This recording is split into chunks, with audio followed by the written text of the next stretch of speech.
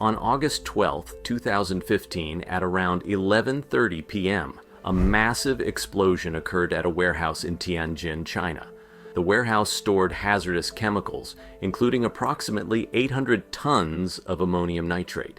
The initial blast was so powerful that it registered as a magnitude 2.3 earthquake. Just 30 seconds later, a second, more powerful explosion occurred, equivalent to 21.9 tons of TNT.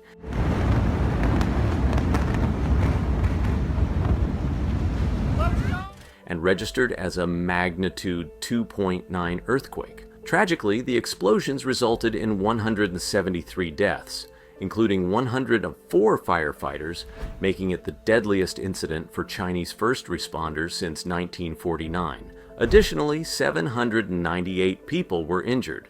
The blasts caused extensive damage to the surrounding area.